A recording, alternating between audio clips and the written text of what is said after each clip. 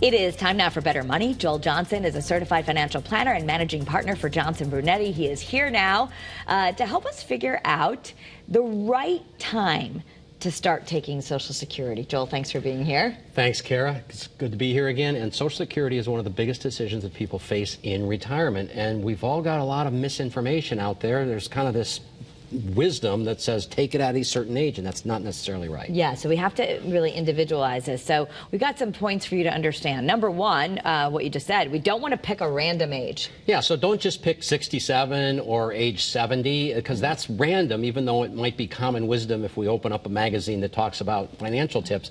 It's got to be custom for your situation. What other money do you have to get retirement income from? Do you have a pension? How old is your spouse if you're married or if you have a partner? Okay, so here are the things you're going to think about. Your age, because that matters. You can't take it at any time. Earnings record, health, and as you just said, other sources of income. Right, and age is a big deal because, for instance, Wendy's 3 years younger than I am.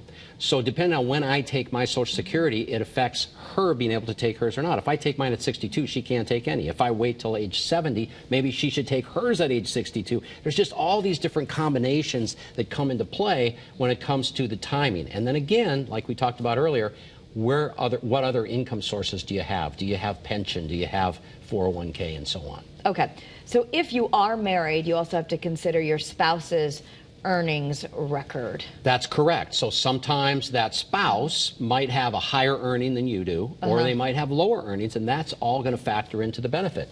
If you have a spouse, like again, Wendy stayed home when the kids were growing up, so her earnings record is going to be much lower than mine. Her benefit will be much smaller than mine, so she can take half of my benefit. Doesn't cost me anything to do that, but she can get credit for half of my benefit, and that would be her check versus her own earnings. So very complex. Okay, yeah, so this is why you need an expert, and you also want to understand your tax situation. Right. Social Security is going to get taxed for most of us here in the Northeast because it just costs us a certain amount to live here in the Northeast. And so you've got to understand how Social Security taxes work. For some of us, we're going to pay taxes on 85% of our Social Security benefit. That's got to be part of a plan. Okay. So to understand this better, we have an offer. It's the who, what, when of Social Security. You get it for free by going to bettermoneytv.com, and you and the team will send it off for free and answer any questions. We'll answer any questions. It's a complex subject. People need to think it through before they just make a random decision. All right. Thank you so much, Joel. Thanks, Kara. That's Better Money.